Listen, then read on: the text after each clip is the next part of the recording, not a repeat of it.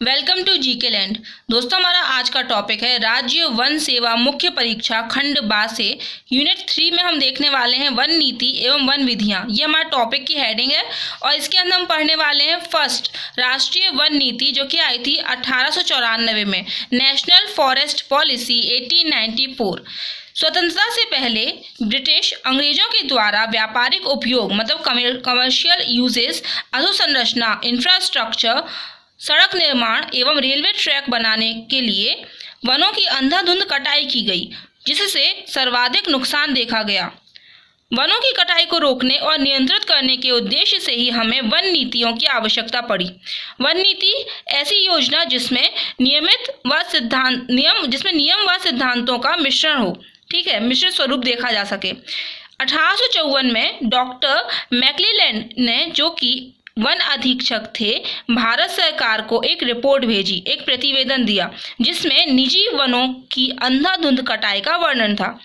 3 अगस्त, date important है, आप याद कीजिएगा, 3 अगस्त 1855 को इसी रिपोर्ट के आधार पर, डॉक्टर मैक्लेलैंड की रिपोर्ट के आधार पर तत्कालीन गवर्नर जनरल लॉर्ड डलहौजी ने वन संरक्षण की नीति बनाई, जो वैज्ञानिक वन संरक्षण का एवं संवर्धन की दिशा में एक महत्वपूर्ण कदम माना जाता है। 1864 में भारत सरकार के द्वारा डॉक्टर ब्रांडिस इंस्पेक्टर जनरल की नियुक्ति की गई और इनकी नियुक्ति से वन संरक्षण को एक ठोस आधार प्रदान किया गया।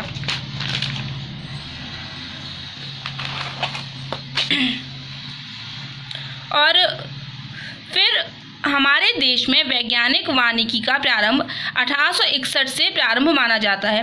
भारत सरकार द्वारा एक जर्मन वैज्ञानिक डॉक्टर वोल्कर को देश में कृषि सुधार हेतु सुझाव देने आमंत्रित किया गया।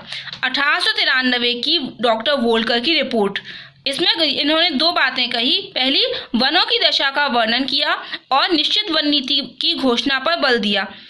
इसी प्रतिवेदन, इस रिपोर्ट के आधार पर भारत सरकार के द्वारा रेजुलेशन क्रमांक 22 पूछा जाता है। तो कौन सा रेजुलेशन था? रेजुलेशन क्रमांक 22 के द्वारा, डेट भी इंपॉर्टेंट है, 13 अक्टूबर 1894 को ही भारत की प्रथम वन नीति घोषित की गई। आपसे पूछा जाएगा इतना कि भारत की प्रथम वन नीति कब घोषित हुई, तो हम बोलेंगे 13 अक्टूबर 1894 को। किस क्रमांक के द्वारा? तो क्रमांक नंबर 22 के द्वारा। किसकी रिपोर्ट थी? तो वोल्कर की रिपोर्ट थी। कब उन्होंने रिपोर्ट दी थी? 1893 में, ठीक है।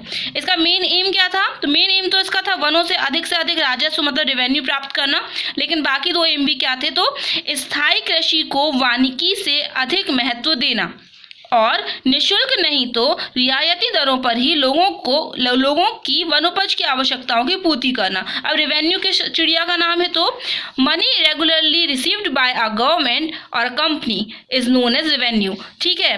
और ये फिर इसी रिपोर्ट के द्वारा क्या हुआ? राष्ट्रीय वन नीति 1894 के अंतर्गत वनों को 4 श्रेणियों में बांटा गया। पहली है संरक्षित वन, दूसरे कहलाते थे व्यापारिक वन, तीसरी श्रेणी में आए लघु वन और चौथी श्रेणी में आए चारागाह।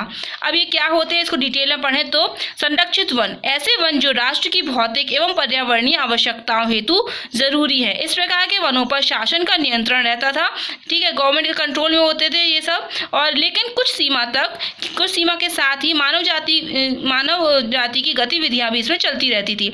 और ऐसे वन कहाँ देखने को मिलेंगे? तो अधिकांशतः पहाड़ी क्षेत्रों में तथा नदी घाटियों, तटीय भागों में इस प्रकार के संरक्षित वन प्रायः देखने को मिलते हैं। व्यापारिक वन जिनका कमर्शियल यूज के लिए लगाया जाता है, जैसे इमारती लकड़ियां, है ना, बड़ी बड़ी फैक्ट्री उद्योग खोल दिए गए थे तो उसमें इनका यूज होता था। इनका प्रमुख उद्देश्य है व्यापारिक मतलब कमर्शियल उद्देश्यों की पूर्ति करना।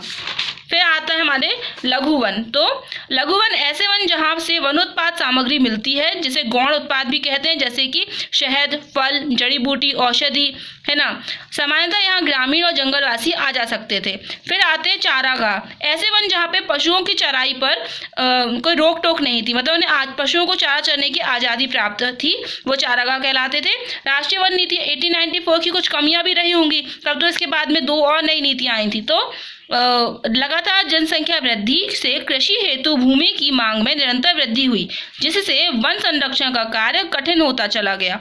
आम निस्तार की मांग बढ़ने से वनों पर अधिक दबाव बढ़ गया। लोगों ने जगह मांगी, हमें निस्तार के लिए जगह चाहिए, तो उनने बोला अच्छा वन काटने पड़ेंगे क्या, तो ये तो वनों को बचाने की नीति थी ना, तो बस वही बात है। फिर वनोपज पर आधारित अनेक उद्योग फैक्ट्रियां लगाई गई जिससे वनों की मांग में वृद्धि हुई। तो ये सब कमियां थी। और 1894 की वन नीति मुख्यतः वन विभाग द्वारा प्रबंधित शासकीय वनों के लिए थी, अतः अन्य शासकीय भूमि और जो निजी वन थे उनके मैनेजमेंट पे कोई मार्गदर्शन नहीं था, और समुचित विकास की जो बात है वो उस नीति में नहीं की गई। वनों का प्रबंध कैसा होना चाहिए, तो वनों का प्रबंध सतत उत्पत्ति के सिद्धांत पर होना चाहिए। ठीक है, मतलब हमने जितने वन काटे और फैक्ट्री में दे दिए तो उतने ही फिर लगाने भी चाहिए ताकि एक बैलेंस बना रहे, परंतु इस नीति में ऐसा कोई स्पष्ट उल्लेख नहीं मिलता है। फिर कृषि हेतु सुगमता पूर्वक वन क्षेत्र कब तक उपलब्ध होगा, कुछ किसान होंगे उनको वन क्षेत्र चाहिए तो वो कृषि के लिए, तो वो भी इसमें उन्होंने कोई बात स्पष्ट नहीं बताई, कोई उल्लेख नहीं किया कि हम कब तक आपको वन क्षेत्र दे पाएंगे, जिससे वनों का अस्तित्व जो था वो खतरे में दिखाई देने लगा। इसके बाद इस वन नीति की इतनी कमियों के कारण इस वन नीति में कुछ सुधार किए गए, जिसके बाद 2 नई वन नीतियाँ आई। सेकेंड नंबर की, अच्छा ये जो है राष्ट्रीय वन नीति 1952, ये स्वतंत्र भारत की पहली वन नीति कहलाती है। तो आपसे कोई बोलेगा भारत की प्रथम वन नीति, तो हम बोलेंगे 1894 वाली, लेकिन अगर कोई बोलेगा स्वतंत्र भारत की पहली वन नीति, तो हम बोलेंगे राष्ट्रीय वन नीति 1952 थी। फिर इसके बाद इसमें भी कुछ कमी रही होगी तो इसके सुधार करके फिर लाई राष्ट्रीय वन नीति 1988 1988। Okay, thank you friends, bye.